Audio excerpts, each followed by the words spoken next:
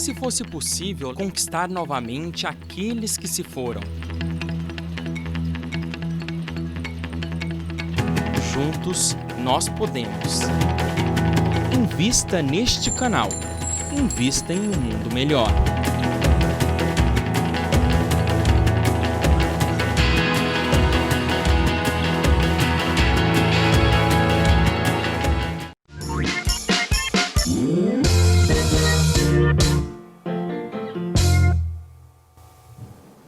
Estamos de volta para o terceiro bloco do programa Espiritismo Sem Mistério, estudando o Livro dos Espíritos. Nós paramos no segundo bloco na questão de número 12, que daqui a pouquinho a gente vai trazer a resposta para vocês.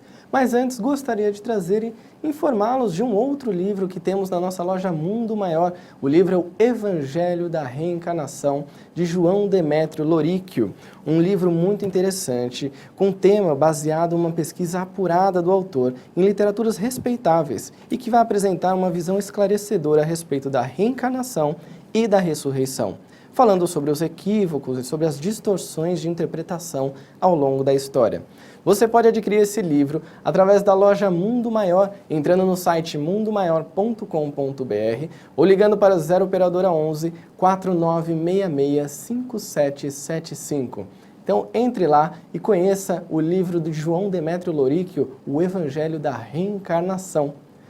Bom, então voltamos ao nosso programa de hoje, continuando, né, André? A nossa questão de número 12, que foi onde nós paramos. Foi anterior. No segundo bloco. No bloco anterior nós deixamos a pergunta para o nosso telespectador. Exatamente. Vamos colocar ela Vamos de lá, novo na tela? vamos voltar à pergunta. Se não podemos compreender a natureza íntima de Deus, podemos ter uma ideia de algumas de suas perfeições? Foi a pergunta de Kardec. Agora pode ir para a resposta, pode ir direto para a resposta. Vamos lá.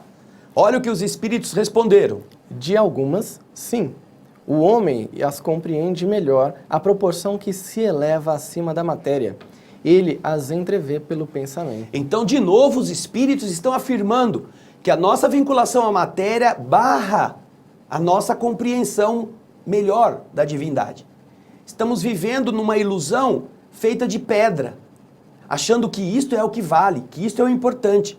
E não cansam os espíritos de nos informar que isso que é sólido é a ilusão. Essa é a mentira. Para que nós compreendamos o restante que existe do universo, nós precisamos nos desapegar, nos desprogramar desta ação dos sentidos que nos mantém hipnotizados nisto, para que quando o nosso espírito se ampliar na busca de outras coisas, nós estejamos então com os sentidos limpos desta poluição. É como aquela poluição atmosférica que, quando está muito intensa, você não consegue ver as estrelas. Você só vê fumaça. E como você só vê fumaça, pode pensar, que pena, Deus podia ter feito umas estrelinhas lá em cima, mas só tem fumaça. Não, as estrelas estão lá. É a gente que não consegue ainda ver. Porque nós enchemos de entulho o nosso céu. Exatamente. Quando limparmos o nosso céu, veremos as estrelas. É a mesma coisa que acontece com o nosso espírito. Nós enchemos os nossos espíritos de preocupações materiais, algumas lícitas, algumas válidas, mas a maior parte exageradas, excessivas. Quando nós limparmos este exagero, estaremos nos abrindo para despoluir o céu. Agora, além disto, Kardec tem um comentário. Ou é a próxima pergunta? Não, ele não faz comentário não, vai para a pergunta 13. Vamos lá então para a pergunta 13ª. Quando dizemos que Deus é eterno, infinito, imutável, imaterial, único, onipotente, soberanamente justo e bom, temos ideia completa de seus atributos? Então Kardec está apresentando aos espíritos agora, já que eles disseram que na medida que nós nos desmaterializamos e pela ação do pensamento, nós podemos entrever alguns dos atributos de Deus. Entrever é ver entre. Ver entre é como se você tivesse um monte de obstáculos. Você imagina que está numa floresta, cheia de galhos de árvores e troncos de árvores, e você, entre os troncos, você consegue ver lá na frente alguma coisa. Entre as nossas diversas dificuldades de detecção, materiais, morais, nós podemos entrever algumas das qualificações que poderiam nos traduzir esta grandeza divina, grandeza celeste. Então Kardec cita algumas, como ele pôs aqui. Volta a pergunta, por favor. Pergunta 13ª. Quando dizemos que Deus é eterno, infinito, imutável, imaterial, único, onipotente, soberanamente justo e bom, nós temos uma ideia completa dos seus atributos? E vamos ver então o que responderam os espíritos logo no slide seguinte. Pode pôr para a gente, Everaldo, o próximo slide. Do vosso ponto de vista, sim, porque credes abranger tudo. Sabei, porém, que há coisas que estão acima da inteligência do homem mais inteligente, as quais a vossa linguagem, restrita às vossas ideias e sensações, não tem meios de exprimir. Então veja só, primeira parte da resposta dos espíritos. Você pode achar que sim, que isso já resolve a questão de que é Deus. No entanto, você vai ter coisas que ainda estão acima daquilo que o homem mais inteligente é capaz de conceber. Portanto, não se trata de uma completa abrangência da divindade.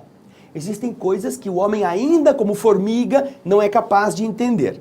Quando ele melhorar, ele poderá abarcar outros ângulos, mas, por enquanto, isto é possível já dar alguma sombra, um sombreado da divindade. Mas aí continua a resposta. Vamos lá. Agora é a parte verdinha da resposta. Vamos no slide. A razão, com efeito, vos diz que Deus deve possuir em grau supremo essas perfeições, porquanto, se uma lhe faltasse, ou não fosse infinita, ele não seria superior a tudo, e, portanto, não seria Deus. Ah, então veja só, nossa inteligência diz assim, se existe o Criador de todas as coisas, o ser máximo, nele, todas as coisas, todas as virtudes precisam estar em ponto absoluto, em ponto infinito. Porque se uma só delas, se só uma, não for infinita, pode ser que exista alguém que seja maior do que ele, alguma outra inteligência, uma outra força que tenha aquilo em ponto infinito. Então, este Deus deixaria o lugar e o outro seria Deus. Então, a lógica, no nosso padrão evolutivo do presente, nos diz que aquilo que chamamos de Deus é o absoluto, é o todo, em virtudes, em competências. E é isso que ele está dizendo aqui. A razão nos diz que Deus deve possuir tudo que é bom em abundância infinita. Nada pode ser um pouquinho menos do que o infinito, porque senão ele pode deixar de ser ele o Deus e ter um outro que seja mais do que ele. É a lógica, não é? É o Criador. Agora vem a parte roxinha, o final da resposta dos espíritos na mesma pergunta. Vamos lá, vamos colocar para você ver a resposta. Para estar acima de todas as coisas, Deus tem que se achar isento de qualquer vicissitude e de quaisquer das imperfeições que a imaginação possa conceber. Ah, se ele não estiver acima de todas essas vicissitudes e de todas estas imperfeições, pode ser que exista algum outro que seja mais perfeito do que ele. E a gente tem que substituir o culto a este para cultuar o outro que seja mais.